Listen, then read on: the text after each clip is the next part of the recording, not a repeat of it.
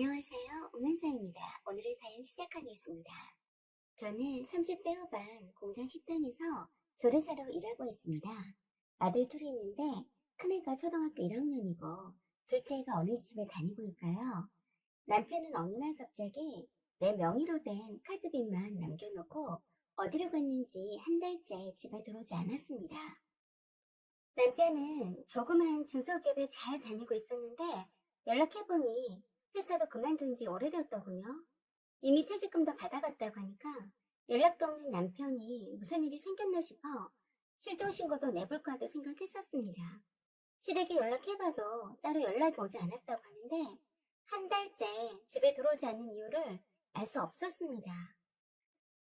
더 어이가 없는 게 남편에게도 남편 명의 신용카드가 있는데도 제 명의 신용카드를 준 적이 없었는데 제 지갑에서 빼서 한도 액만큼 빼갔다는 사실입니다.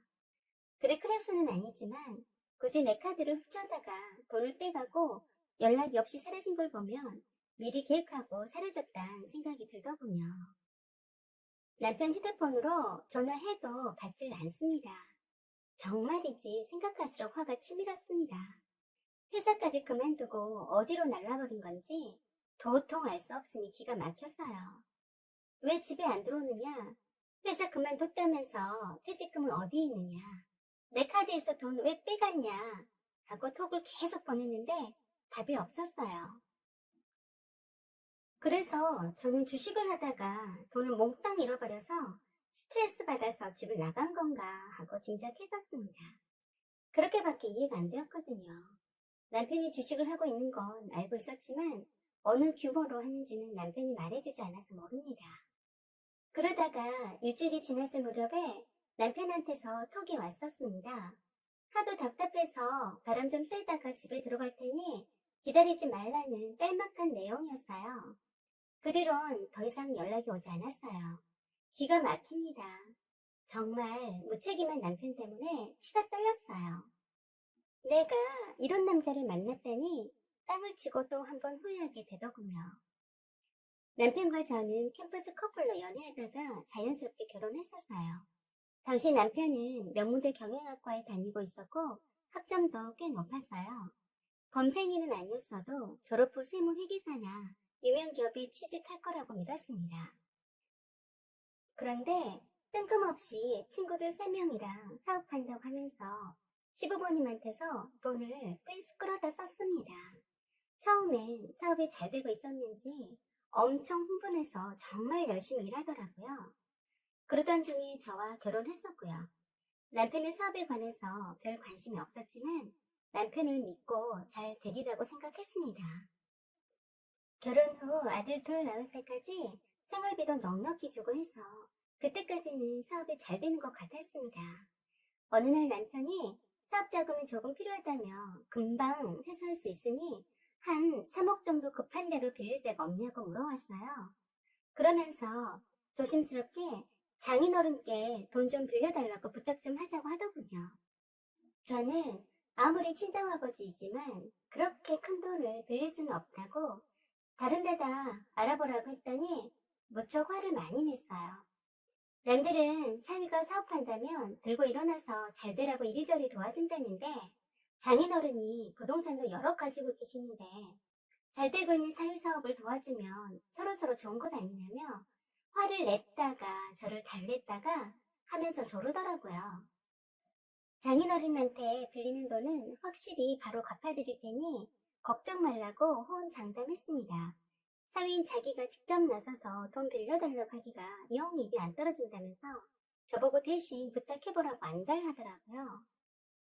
사실 저도 친정아버지 성격을 잘 아는 탓에 돈 빌려달라고 하기가 정말 싫었습니다. 빌려주실지도 의문이었고요.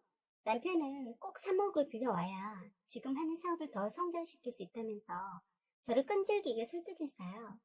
할 수 없이 1년만 쓰고 돌려준다는 조건으로 3억을 빌리기로 했습니다.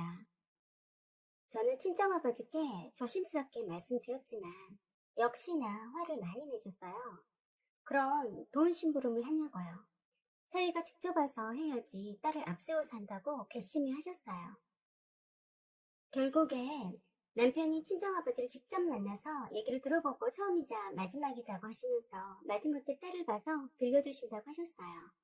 사업하는 사람들은 돈을 빌리는 게 습관되면 안 된다고 하시면서 그러셨는데 남편은 굉장히 글로 그렇게 했습니다. 딸도 자식이면 함께 사는 사위도 자식인데 사위가 사업해서 번 돈으로 딸도 먹고 사는 건데 돈도 있으면서 주매만에 한다면서 마치 친정아버지를 쫌탱이 노인네증으로 취급하더라고요. 그래서 그때 처음으로 남편과 대판 싸웠습니다. 장인어른한테 거액의 돈을 빌리면서도 전혀 고마워하지 않는 모습을 보면서 참 실망했었죠. 그때 친정아버지는 아무리 사위와 장인 간의 동거래이지만 그냥 쉽게 돈 빌려주면 또 의지하는 마음이 생길까 봐서 일부러 따끔하게 한마디 한 거라고 하셨습니다. 또 저러다가 사업이 잘 되어가면 다행인데 그렇지 않으면 또 돈 빌리러 다닐까 봐 걱정도 많이 하셨어요.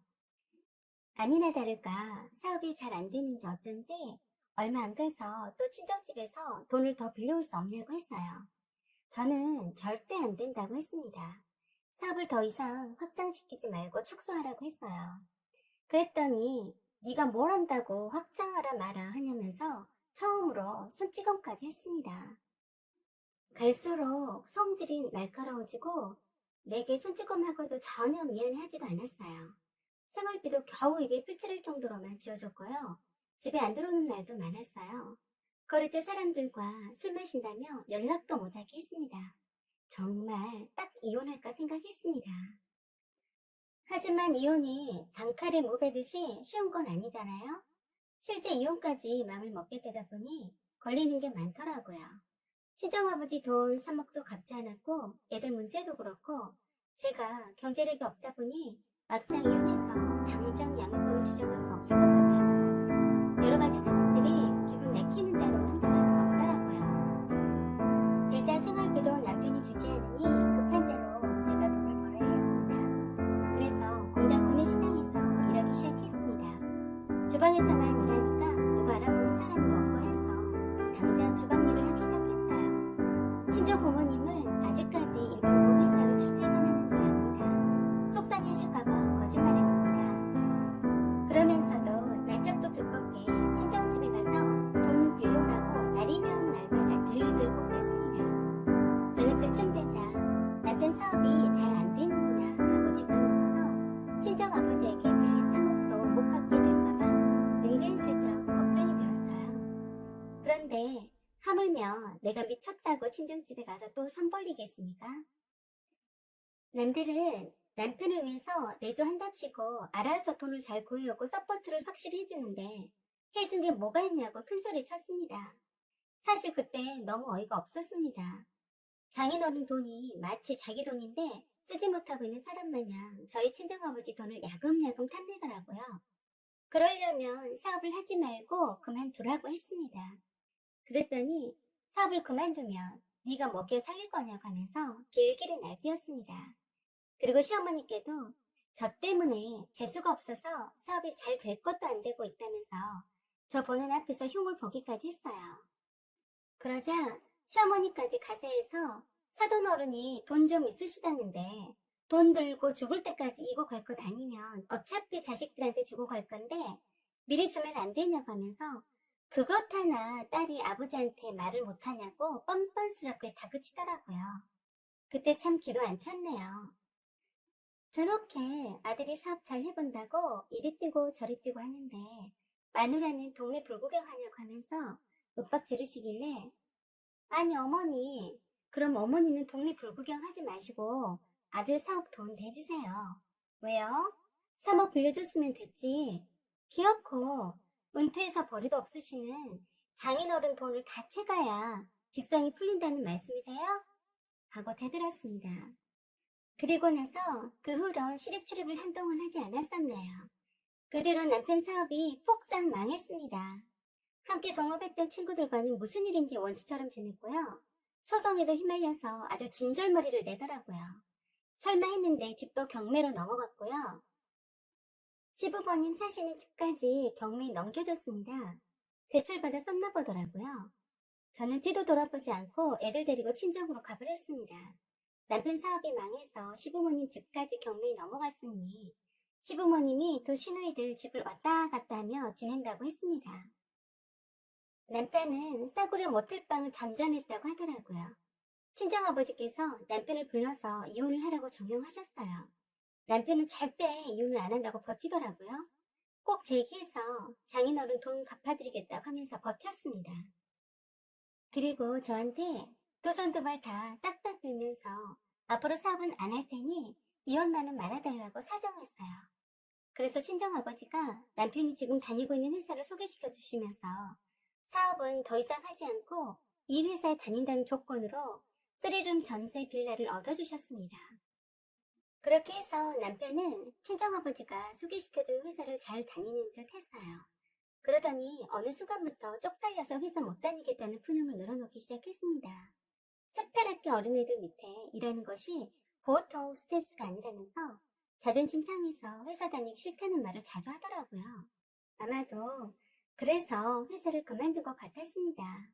자기 주제도 모르고 허세만 늘어서 남 밑에서 일 못한다는 거겠죠. 처자식 먹여 살릴 일은 걱정도 하지 않은 것 같았어요. 그러던 어느 날 오래간만에 친구한테서 전화가 왔어요. 제주도에 놀러 왔는데 묵고 있는 펜션 옆에 제 남편이 살고 있다라면서 놀라운 소식을 전해줬어요. 거기에다가 웬 젊은 여자랑 함께 있다면서 주소까지 보내줬어요. 그 친구가 제 남편이 보이길래 아는 척 하려고 다가가려다가 보니까 생판 낯선 젊은 여자가 연인 사이처럼 다정하게 있더랍니다. 그래서 깜짝 놀라서 몰래 사진을 찍었다면서 보내주었어요. 유심히 살펴보니 같은 집에서 사는 것 같다며 빨리 제주도로 내려와서 확인해보라고 했습니다. 저는 심장이 벌렁벌렁 했어요. 그래도 딴 여자랑 바람 피느라 집을 나갔다고는 전혀 생각지도 못했거든요. 일단 친오빠한테 가서 어떻게 해야 할지 의논했습니다. 오빠가 조용히 사람을 시켜서 알아보자고 했어요. 그리고 직접 확인하고 오겠다며 기다리고 있었는데 제주도에 내려간 오빠가 직접 확인한 결과 한 달 동안이나 그 젊은 여자랑 살림 차리듯이 함께 살고 있었고 물증까지 다 확보했다고 했습니다. 그 여자가 신상도 파악했다는군요. 그 젊은 여자애가 다음 달에 결혼까지 잡아놓은 상태에서 남편과 제주도에서 그 짓거리를 하고 있었습니다. 저는 그냥 오빠한테 그 둘이 재미 잘 보라고 냅두고 올라오라고 했습니다. 다음 달에 결혼식인 신부가 간땡이가 보았나 유부남하고 한 달이 넘도록 바람을 피다니 미친 것들이 따로 없다는 생각이 들었습니다. 남편도 완전 아웃으로 용서할 수 없지만 그 여자애도 가만두지 않겠다고 생각했어요. 남편이 어느 날 조용히 집에 들어왔더군요. 이렇다 저렇다 말도 없이 조용히 들어왔는데 한마디도 물어보지 않았습니다. 이젠 끝난 마당인데 화도 나지 않았어요. 그 여자의 청첩장을 보니까 결혼식이 일주일 앞이었습니다. 그래, 그 여자의 결혼식 때까지 두고 보자 했어요. 그 여자 결혼식장에 친구랑 찾아갔습니다. 남편과 바람핀 그 여자애가 아주 곱디고 온 자태로 처녀인냐 행세하면서 웨딩드레스 이쁘게 입고 신부실에 있더라고요. 저는 다가가서 축하한다고 했더니 누구냐고 하더라고요. 그래서 생글생글 웃으며 그랬죠. 네 유부 남친 와이프야. 이 상간녀야. 했더니 얼굴이 새하얗게 질리더라고요. 그리고 웃으면서 나와서 신부 대기실 앞에 패킷 대여섯 개를 세웠습니다. 유부남과 바람핀 상간녀 신부 땡땡땡씨 고발합니다. 그리고는 대문짝만하게 남편과 제주도에서 그 상간녀랑 찍은 그렇고 그런 사진을 게재했습니다. 갑자기 하객으로 왔던 사람들이 구름대같이 몰려들어서 구경했습니다. 말도 필요 없이 빼도 박도 못하는 그런 사진들을 보고서 사람들이 이게 사실이냐고 이고동성 난리네요. 신부 측 사람들이 와서 이건 거짓말이다고 하면서 저와 친구를 밀쳐대더군요. 그러나 이미 엎질러진 물입니다. 이미 신랑집 부모님께 사진이랑 동영상을 이미 보여주었습니다. 그 상간녀 신랑과 신랑 부모님이 저와 친구를 데리고 신부 대기실로 들어갔습니다. 바깥은 이미 저와 친구가 게재해놓은 사진 때문에 난리가 났습니다. 신부 대기실에서 신부는 바들바들 떨고 있는데 가증스러웠습니다. 거기에는 신부 측 부모님도 있었어요. 신랑 측 부모님이 재차 물었어요. 사실이냐고요. 그래서 제주도에서 한 달 동안이나 펜션을 렌트하면서 내 남편과 바람피운 사실을 그대로 적나라하게 말해주는데 다 끝내기도 전에 신랑 측 어머니가 신부 머리를 쥐어 뜯으셨습니다. 그리고 신부가 들고 있던 부케를 뺏어서 사정없이 머리를 내려쳐버렸고요. 그걸 말리는 그 상간의 어머니에게 걸레 같은 딸을 어디 함부로 속이고 결혼시키려 했냐며 욕을 한 바가지로 퍼부었습니다. 저도 질세라 상간의 어머니한테 딸 교육을 어떻게 시켰길래 새파랗게 어린 것이 결혼 전인데 유부남과 한 달 동안이나 그 짓거리를 하냐고 퍼부었어요.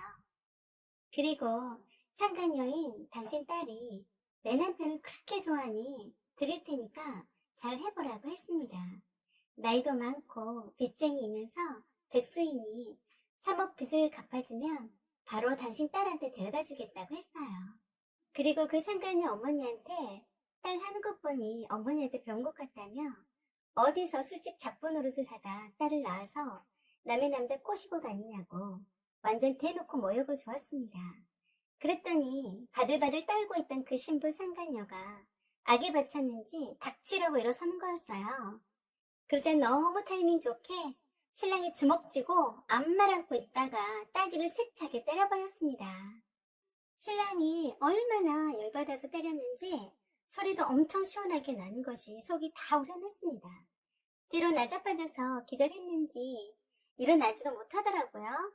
그걸 지켜보는 신부 측 아버지는 바로 나가버리셨고 신부 어머니만 그래도 딸이라고 달려가더라고요.